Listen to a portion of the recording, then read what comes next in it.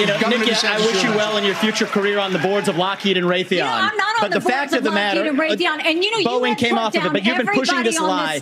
You've been pushing this lie all week, Nikki. You want to go and defund Israel? I think it's really important that the U.S. not put our own men and women on the line in a war with Iran, when in fact there's no reason for us to be in that kind of war now. And I don't think that's good for the United States, and I don't think that's good for Israel. I'm an anti-war president, and the way I'm going to do it is by deterring war.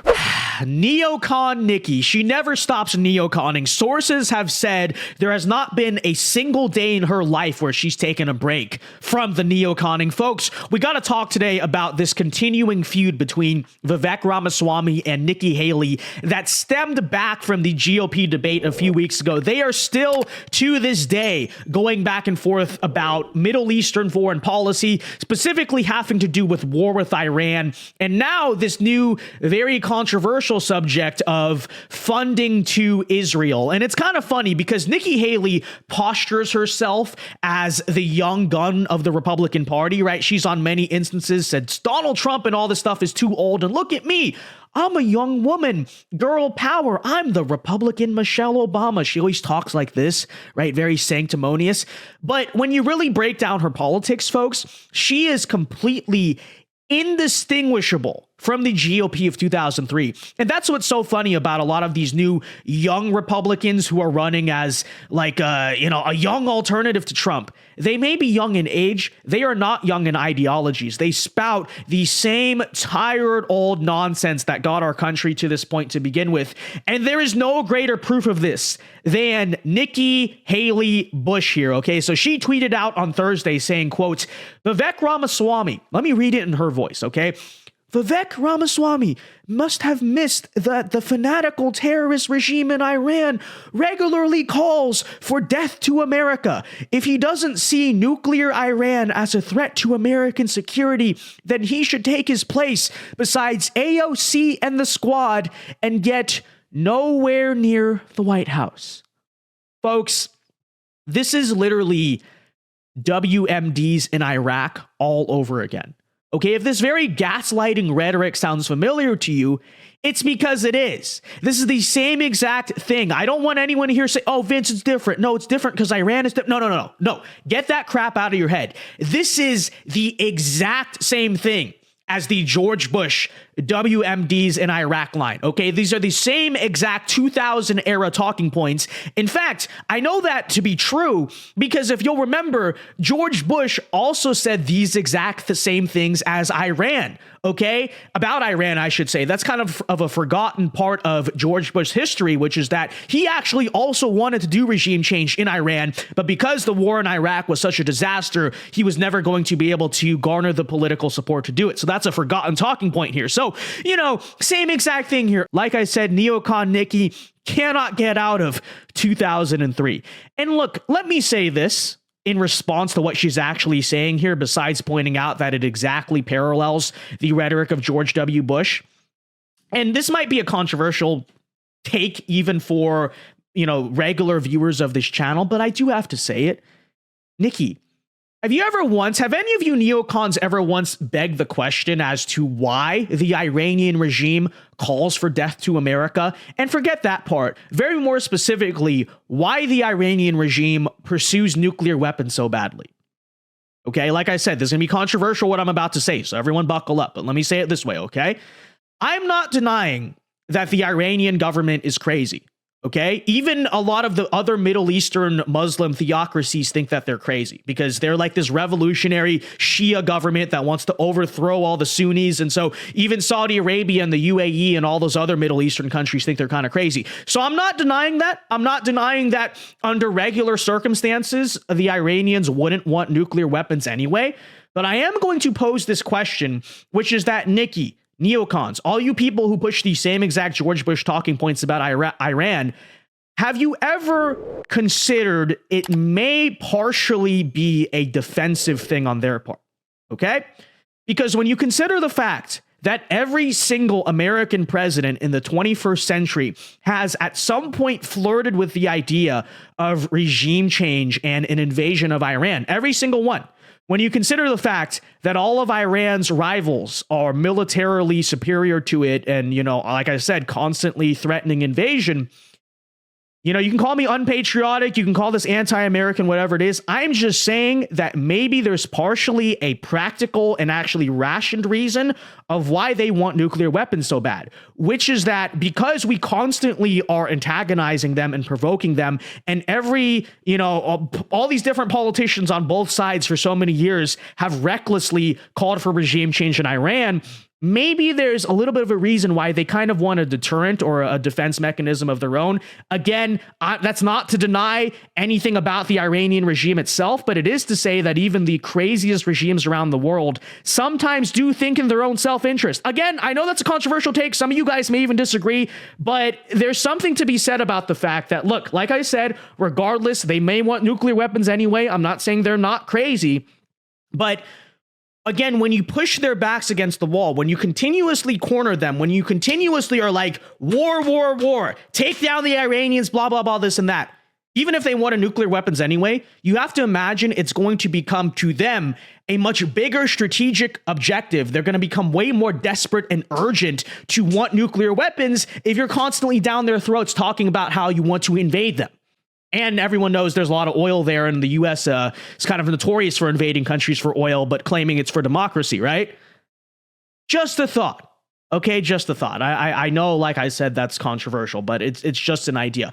Do you want to take control of your financial future but don't know where to start? Well, the great place to start is not any risky cryptos or NFTs or anything like that. What the heck even is an NFT, folks? The best way to start is with the physical, time-tested assets of gold, silver, and precious metals, and that's why you need to check out our friends today over at Noble Gold Investments. Investing in precious metals may sound confusing, but the team at Noble Gold makes it easy. In fact, if you fill out the form right now at thevincedao.com, again, that is thevincedao.com, they will be in contact to teach you about all of the different ways to invest in gold, silver, and precious metals. So go and fill out the form for free at thevincedao.com. Folks, our friends at Noble Gold have an A+ rating with the Better Business Bureau and countless 5-star reviews. So why wait? Why wait for the stock market to blow up? Why wait for recession? Go check out our friends at Noble Gold now using my affiliate link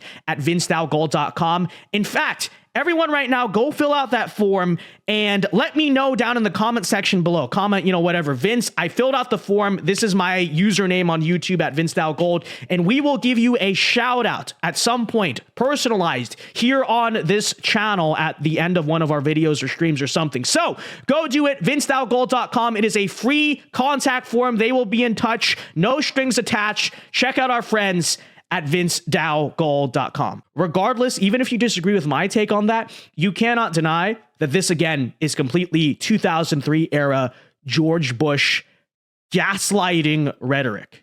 Okay, they do this every single time, many such cases. Anyways, with that said, folks, I do want to pivot a little bit here to Vivek's response to Nikki Haley, but I figured since it's kind of part of the context here, we might as well play their back and forth from the GOP debate, because this question of, what to do about funding to Israel and how much military aid and all of that stuff should go to Israel, it does come up in the debate. And so I want to play that really quickly, and then we'll talk about it, okay?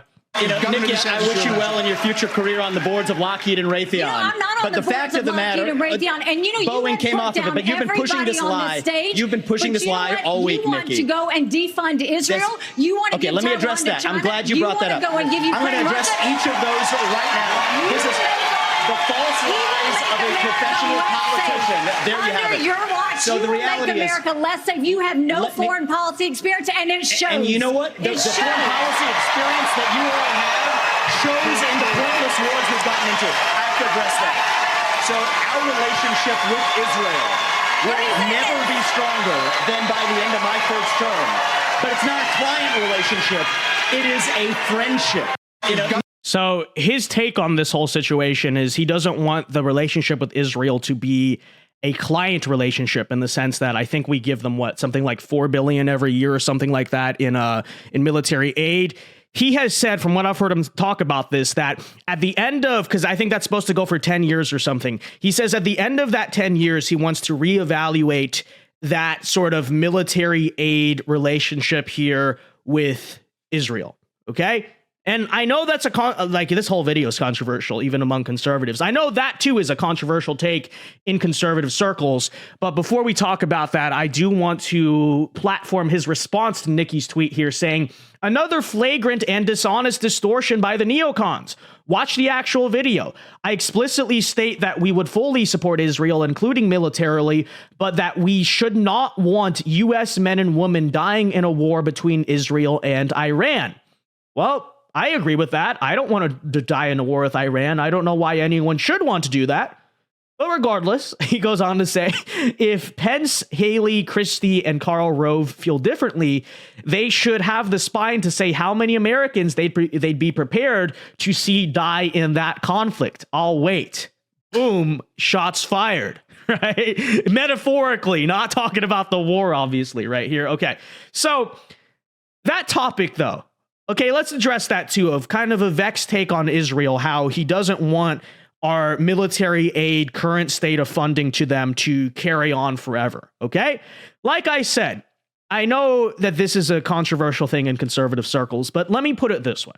To play Vivek advocate here, okay, to kind of contextualize what he's saying, I suppose. Let me say that if we are truly America first or fiscally conservative, from whatever angle you want to come at this at, then, and by the way, he's been very consistent about this, all of our foreign aid that we give to every country should be reevaluated. Okay, we constantly talk about Ukraine, obviously, and that's a lot of money going down the drain to fight a proxy war. A lot of Republicans talk about our relationship with NATO. And that's all I'll say is I think if you're truly going to say fiscal conservatism, we need to reduce the federal budget. Hey, isn't foreign aid a part of the federal budget? If we truly want to be America first and say, why we give so much money to other countries? Hey, why do we give so much money to other countries? Again, these are just open questions. But I guess beyond that, let me sort of talk, I guess, directly here to the neocons a little bit. Why should we want to be in the geopolitical position where Israel continuously allegedly needs all of that aid from us? Okay? And what I mean by that is, and I think this is part of Vivek's point, is shouldn't we want peace in the Middle East ultimately? Shouldn't that be the ultimate goal? Right? Shouldn't we want all of the countries in the Middle East, because war is bad, whether it affects us or not, war is bad, right? Shouldn't we want Israel and Saudi Arabia and Iran and all those countries in the Middle East to get along with each other, to not be fighting each other, to not be killing each other? Right? And if we are at a point where we achieve, I'm not saying it'll happen overnight, but if we're at a point where we achieve relative stability and peace in the Middle East, then it is true, right? Then at that point, ideally, a country like Israel would no longer, quote unquote, need our foreign aid. You see what I'm saying there? And this is why the Abraham Accords that Trump did when he was president were so powerful. If I remember correctly, he basically brokered a peace between Israel and the moderate Sunni countries like Saudi Arabia, UAE, all of that stuff, right? Because obviously, there's a lot of bad blood there. But he brokered a peace and kind of opened up relations between the two. That's a good thing, right? That's a good thing. Our ultimate goal should be to see a peaceful and stable Middle East, right? Is that, well, actually, I think we disagree because that's not our ultimate goal, but that's my goal. I think that's Vivek's goal. I think that's Trump's goal. But, that's, I guess they disagree. And so my question is, why should we want to be in a position where Israel continuously needs to have that aid because the Middle East is volatile? Shouldn't our goal, right, to achieve peace and stability?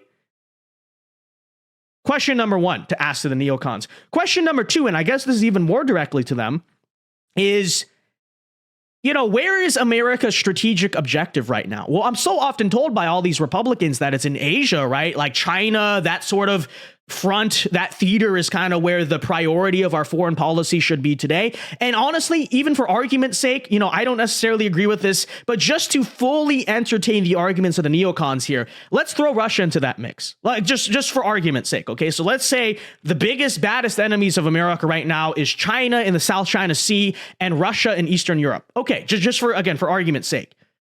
Okay. So if that's the case, And if the war on terror is winding down, you know, Osama's been dead, we pulled out of Afghanistan, all this stuff, then shouldn't our strategic priority be shifting away from the Middle East, right? Shouldn't we want to be dedicating more resources to deal with, say, your China, and at least to them, again, you know, the Russia too? Then why should the Middle East keep getting war on terror, George Bush era levels of attention and funding and military and all of that stuff if our strategic priority isn't there anymore, right? Like, what's so crazy about that? What's so crazy about saying, okay, well, listen, the situation has changed. Our priorities are somewhere else. We're working on peace in the Middle East. So why shouldn't we reevaluate the relationship, right, with our Middle Eastern allies? Well, you know, quote unquote. Again, folks, I don't know what is so controversial about all of this. And I know me even saying this is, you know, it's not the hottest thing for conservatives to always necessarily say, but I think Vivek is absolutely right about this, and I think it's very important that he's starting a conversation about some of this stuff, about some of these kind of myths that we all subscribe to just inherently as a Republican Party and never ask questions about. We should. And peace in the Middle East is a good thing. It should be pursued. We should not want to be in a continuous position where we have to keep, allegedly, we quote unquote have to, right, keep giving money to Israel or any of our Middle Eastern allies. But I don't see what's crazy about what he's saying here at all. But until next time, folks, be sure to check out our friends at thevincedao.com. Go and do that. And until next time, folks, Alpha moves only. God bless. Have a very good day and peace.